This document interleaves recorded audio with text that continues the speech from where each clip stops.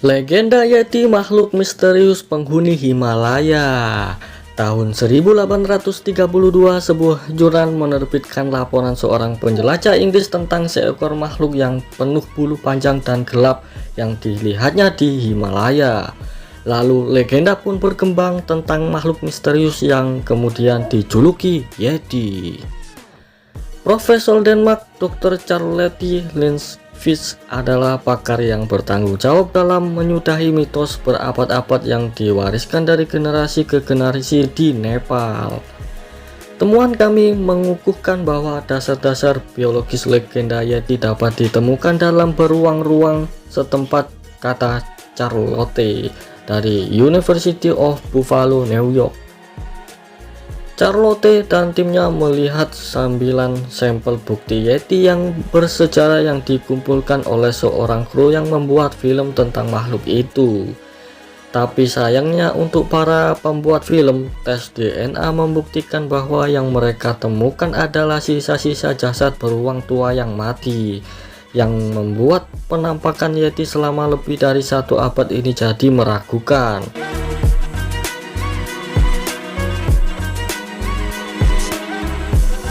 Orang-orang Inggris waktu itu melihat makhluk yang menyerupai kera berkeliaran di hamparan salju.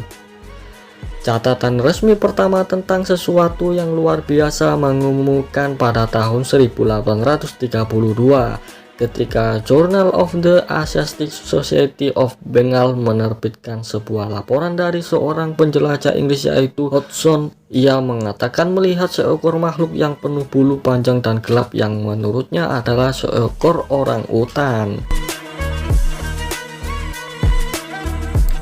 Jika demikian, maka orang utan itu berada di tempat yang jauhnya lebih dari 6.000 km dari tempat asalnya di Sumatera dan mungkin kedinginan serta kebingungan.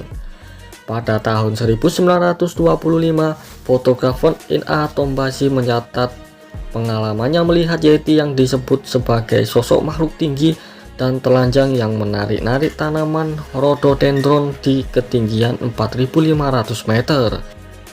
Sesaat sebelum dimulainya Perang Dunia Kedua, kaum Nazi tertarik untuk meneliti sosok Yeti ini dan mengirim sebuah ekspedisi ke Nepal untuk menyelidikinya.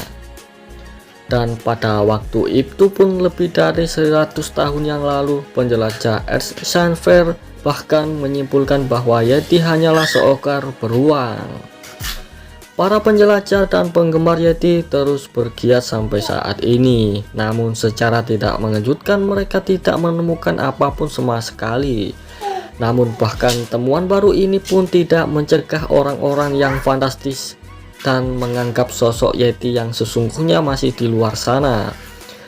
Saya pikir masih ada kemungkinan bahwa ada spesies primata atau yang lebih canggih dari primata yang belum dikenal, yang masih harus diselidiki keberadaannya di Asia Tengah, kata Jonathan Downes, Direktur Center for Fortean Zoology kepada Guardian.